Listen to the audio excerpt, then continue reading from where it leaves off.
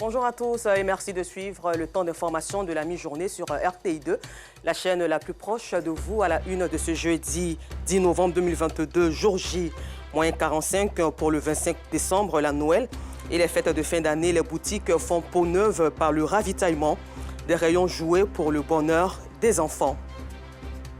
Et puis grippe aviaire en France, le niveau de risque porte à élever les volailles confinées. Encore merci à vous d'être en notre compagnie sur RTI2. À un mois des fêtes de fin d'année, les grandes surfaces sont déjà prêtes. Elles ont fait le plein des stocks, proposant aussi ainsi aux enfants des jouets de tout genre et même des décorations dont les sapins, des guirlandes et bien d'autres accessoires. En tout cas, c'est déjà les fêtes chez certains parents et notre reporter Georgette Ido Fofana a sillonné de grands supermarchés dans les communes d'Adjamé et Abobo. Suivons ensemble. Dans cette grande surface située dans la commune d'Adjamé, les fêtes de fin d'année s'annoncent déjà.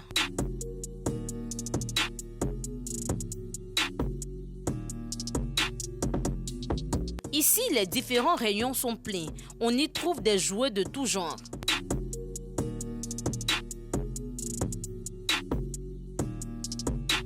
Marie-Paul est venue acheter des cadeaux de Noël pour ses enfants. Pour elle, il faut anticiper avant que le prix des cadeaux ne flambe.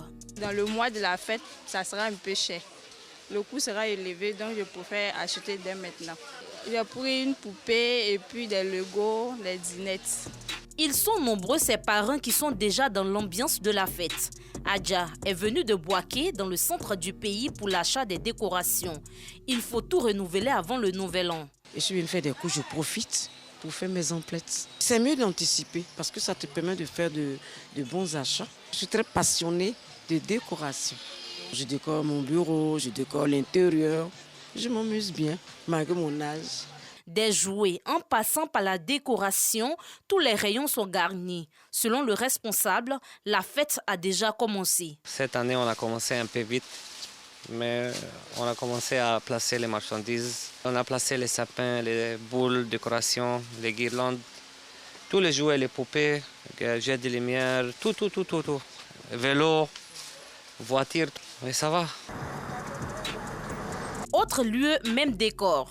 Dans ce supermarché situé dans la commune d'Abobo, les rayons des fournitures scolaires font place aux jouets, aux guirlandes et bien d'autres accessoires de la Noël. Enlève les cahiers là, parce qu'on doit préparer les jouets pour la fête de fin d'année. Pour le sous-gérant, il est important de faire le plein avant décembre. Si on doit attendre encore pour commencer le 1er décembre, ça ne va pas nous arranger. Voilà, d'ailleurs, on a déjà voulu commencer en début du mois de novembre. Comme ça, ça nous permettra de faire quelques bonnes ventes. On est déjà un peu pris par le temps, voilà, mais on essaie de faire l'effort pour pouvoir plus rattraper. Sinon, on commence à placer les jeux dès maintenant pour être un peu dans le temps. Nous invitons la population abidjanaise, particulièrement celle d'Abobo, pour venir s'approvisionner pour les jeux de fin d'année pour les enfants. C'est la qualité chez nous. Les fêtes de fin d'année, un moment de joie pour les commerçants qui, selon eux, réalisent de bons chiffres d'affaires. Et toujours en société, dans plusieurs garbadromes de la ville d'Abidjan, des serviettes hygiéniques font le tour des mains des consommateurs de ce mets très prisé par les Ivoiriens. Ces serviettes proposées aux clients comme torchons pourraient constituer des risques de santé publique, une situation que semblent ignorer consommateurs et vendeurs. Le constat tout de suite de Clarisse Kognala et Clément Boukou. Le Garbadrome est un restaurant de quartier où l'on vient pour manger le plat national de Côte d'Ivoire, l'attiqué accompagné de poissons frits. Mais pour bon nombre de ces Garbadromes, l'hygiène n'est toujours pas au rendez-vous. Pour preuve, après s'être restauré, la majorité des clients de ce Garbadrome utilisent l'unique serviette pour s'éponger les mains, ce qui ne semble pas déranger le gérant. Non, ça ne veut pas donner les maladies parce que ce n'est pas aujourd'hui qu'on a commencé. C'est là il y a longtemps. Si c'est seulement les javel pour laver ou pour venir déposer aussi. Parmi la cinquantaine de clients qui se restaurent dans ce restaurant par jour, certains sont bien conscients du danger auquel ils pourraient être exposés. Comme les serviettes n'est pas trop propre comme ça, comme c'est pour tout le monde, mais je préfère laver ma main et puis partir. Bon, pour ne pas gagner des maladies sur les serviettes, quoi. La serviette à usage public a fini par disparaître dans certains garibaldromes depuis la survenue de la Covid-19. Seydou a pris conscience des risques et adopte de nouvelles stratégies. Serviette, depuis le temps de corona, moi je n'ai pas acheté serviette. Si tu dis tu veux chiffon, je dis moi je n'ai pas chiffon. C'est ça qui fait que je n'ai pas encore acheté serviette là. Il y avait, mais ce temps de corona, quand ils sont venus, serviette là, ils n'ont plus besoin de serviette là. Donc on a laissé serviette là. Pourquoi dire les garibaldromes, ils n'ont qu'à changer la serviette quoi? Que c'est pas joli. C'est sale, c'est trop noir. Les garibaldromes font partie des endroits les plus fréquentés à Abidjan. Cependant, les conditions autour de ce mets sont à revoir afin de garantir la santé des populations. Il était plutôt commenté par Georgette Ido Fofana. Un peu plus loin de la ville d'Abidjan, à Bonon, il n'existe pas de taxis communaux. Cette activité de transport en commun est assurée par les engins à 2 roues, communément appelés mototaxis. Ceux-ci se chargent du déplacement des populations vers le lieu de travail ou leur lieu d'habitation. Ils ne font pas l'unanimité, mais participent à la croissance de l'économie locale et l'autonomisation des jeunes conducteurs. Théodore Zouzou, Clément Boko. Bonon, en dehors de la voie internationale qui traverse la ville, pas une autre n'est goudronnée. Difficile donc d'accéder aux différents quartiers et aux habitations en voiture. Ici, les seuls moyens, la marche ou la moto. D'où la mise en place de mototaxis pour desservir toute la ville et ses environs. Nous avons organisé au niveau taxi moto de Bonon parce que il n'y avait pas de route pour rentrer les véhicules sur les quartiers. Donc c'est les 2 roues, les taxis 2 roues là, qui pourraient rentrer dans les quartiers pour pouvoir aider la population, ceux qui quittent en voyage la nuit tardivement et les déplacer aller au quartier. Donc c'est pourquoi on a organisé cette mobilisation, ce mouvement-là pour créer un transport taxi moto pour les populations de Bonon. Bon, en tout cas, on roule avec la population ici, on n'a pas de soucis avec eux, on n'a pas de problème avec eux. Lorsqu'on a les services ici, quand ils viennent, celui qui quitte au marché, il va à la maison. Dès que nous voyons, bon, les éléments les prennent pour les envoyer là-bas tranquillement. On n'a même pas de problème avec les passagers et aussi avec les autres. Pour s'identifier, les conducteurs de mototaxi sont vêtus d'une chasuble de couleur orange. Si tu portes habit orange, que c'est écrit dessus taxi moto, on a des codes qui sont là et les numéros qui sont derrière. C'est ça qui nous permet de montrer que ça là c'est taximètre.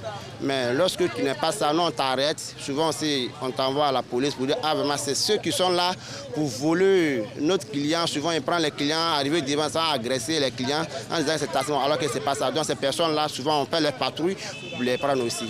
Cette organisation est soutenue par le conseil municipal. Le maire a bien voulu que ça soit organisé parce que c'est une nécessité pour la population. Vu que nous n'avons pas de taxis ville et ces motos rendaient service à la population, donc il fallait les organiser. Et c'est ce que nous avons essayé de faire. On était confrontés à des problèmes d'accidents et on n'arrivait pas à identifier véritablement ceux qui provoquaient ces accidents-là. Donc il fallait les identifier à partir d'une identification.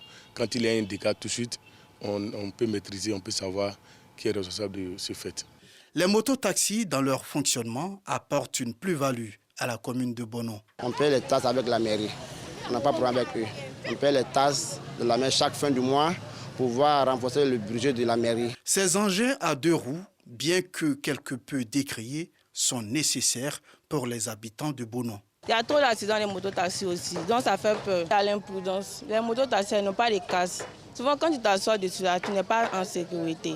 Donc raison pour laquelle j'aime marcher souvent. C'est pour prendre mes bagages, raison pour laquelle je prends un mototaxi. Si c'est fini, je marche. Les motos nous arrangent beaucoup, pour le moment. Ils nous arrangent parce que vraiment, ils nous permettent de nous déplacer.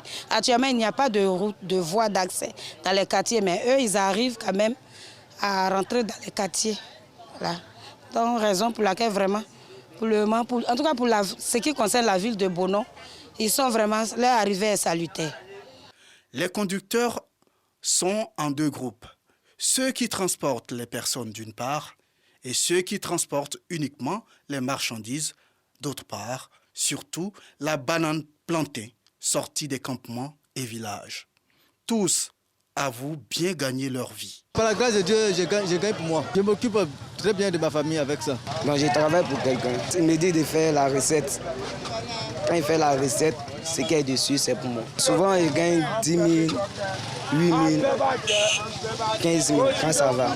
Celui-ci en est un exemple de réussite en matière de mototaxi dans la ville. Ce métier m'a rapporté beaucoup de choses. Grâce à ça, aujourd'hui, il y a une construction, on est sur le lieu actuellement. Et puis, il y a une construction aussi que j'habite dedans, à la maison que j'ai achevée. Parce que ça fait au moins 7 ans aujourd'hui que je suis dedans. Voilà, avec le courage, j'arrive à construire les 2 cours que j'ai aujourd'hui. Voilà. Grâce à ça, aujourd'hui, les vols, les vagabondages, ça a beaucoup diminué à Bono. Avant, on ne pouvait pas attendre 2 jours sans attendre un cas de vol à Bono ici. Mais depuis que Taxi Moto est arrivé, la jeunesse a pris conscience, tout le monde s'est investi dedans. Le port du casque est la gangrène dans cette activité qui nourrit son homme. Fort heureusement, une ONG œuvre à corriger cet art à travers la sensibilisation et des dons de casques pour éviter les accidents. La mairie, à son niveau, fait sa sensibilisation. Mais en ce qui concerne le véritable problème des casques, c'est véritablement du ressort de la police. Nous travaillons en parfaite harmonie avec la police dans ce sens-là. Parce qu'ils nous interpellent à chaque fois. Nous, on sensibilise, la police également sensibilise. En attendant le bitumage des rues interquartiers de la ville et la venue des taxis communaux, le transport des biens et des personnes repose essentiellement sur les mototaxis abonnants, une activité qui permet à plusieurs jeunes de sortir de la précarité. En religion, rendons-nous tout de suite à Niambo pour suivre ensemble la prière des filles et fils de cette localité pour la paix en Côte d'Ivoire. Niambo, village situé dans le département de Niakara, région du Hambol. Homme de Dieu, prédicateur, conférencier, fidèles musulmans et population, tous réunis pendant 2 jours pour prier pour la paix et la cohésion en Côte d'Ivoire. Une initiative de la communauté musulmane de Niambo. Nous sommes venus, n'est-ce pas, commémorer la naissance du saint prophète, le prophète Mohammed, paix et salut de Dieu sur lui. Prier pour la paix et que la Côte d'Ivoire soit en paix. La Côte d'Ivoire soit ce navire qui va justement permettre à tous ceux qui sont dans ce pays, et même ceux qui sont venus d'ailleurs, qui puissent vraiment vivre aisément dans notre pays. Élus, cadres, population de Niambo et du département de Niakara se réjouissent de cette initiative. C'est une fierté pour nous, aujourd'hui, soit de voir rassembler tous nos parents autour aujourd'hui de nos enfants pour célébrer la fête du Baoudou. Vraiment, en tout cas, merci et nous souhaiterons que ça continue comme ça. Cette cérémonie hautement spirituelle a aussi bénéficié du soutien de l'honorable Lassina Ouattara, dit LASPR, conseiller technique du président de la République Alassane Ouattara, parrain de ce grand rendez-vous islamique. Il était représenté à cette cérémonie par l'un de ses plus proches collaborateurs. Le parrain a chargé de demander à nos papas, à nos imams, à nos mamans, de prier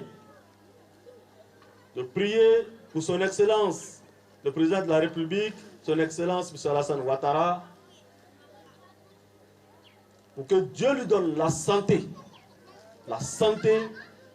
une longue vie, afin qu'il continue de développer notre cher pays. La nuit tombée, imam prédicateur, moukadam, fidèle musulman, cadre, mais aussi filles et fils de Niambo, se sont retrouvés sur la place publique du village.